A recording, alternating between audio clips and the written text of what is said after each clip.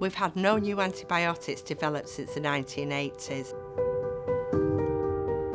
We won't have anything to be able to manage infection of any type if we continue to overuse them.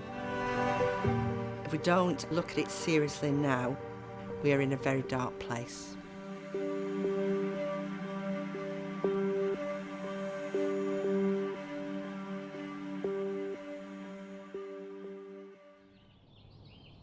I'm a full-time working mum, got 3 children, Isla, who's 7, Finn, 5 and Ivy, 4. So I ended up having 3 sections, really close together.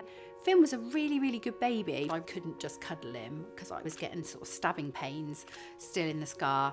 I was just in so much pain and quickly identified that I had a wound infection. I ended up on antibiotics. When Finn was 8 months old and I found out I was pregnant with Ivy, my consultant was alarmed. It made me feel worried.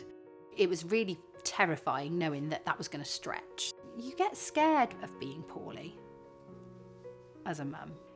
You worry that if you get too ill, you're going to end up in hospital and you're going to have to leave them behind. I'm Karen Uzi. I'm Professor of Skin Integrity at the University of Huddersfield. I like the fact that we're able to research in areas that really make a difference to patients, but also to patients' families.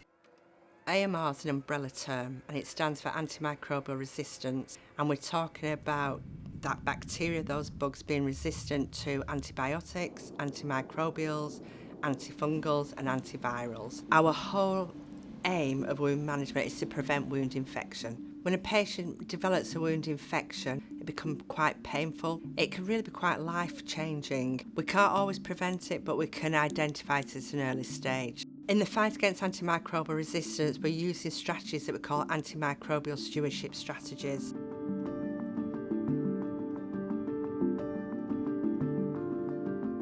We've got a range of non-medicated wound dressings that we're able to use in our toolkit. One of those is Sorbact technology. What it does is it binds, inhibits and removes bacteria off the wound bed, which makes it a really good thing to use in the fight against antimicrobial resistance because it's not donating an active antimicrobial into the wound bed itself. We developed the wound infection framework as a way of trying to standardise care and support clinicians in their decision making. We chose Sorbact dressings initially because we wanted to be able to use them on all patients across our organisation. The results of the framework were really encouraging. We saw a significant reduction in the use of bactericidal wound dressing products. Remember the function, it binds, inhibits and then removes the bacteria.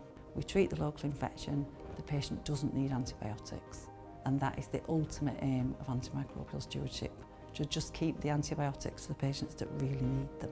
When developing an antimicrobial stewardship strategy, the 2 key areas you need to remember is to educate everybody and then implement that strategy. We need to think about antibiotics as being like a diamond. They will be very rare if we don't look after them now and don't take action and have serious interventions. They applied the dressing in theatre. I didn't give it a second thought. It was what appeared to be a comfortable dressing. It was really reassuring that when the dressing came off, I could see straight away it wasn't red. It was a really neat, nearly invisible scar. No signs of infection. I felt different. I felt well. It was a really good experience. I genuinely didn't have to worry. I could just forget about it and carry on with making sure I could be the absolute best mum that I could be to my babies.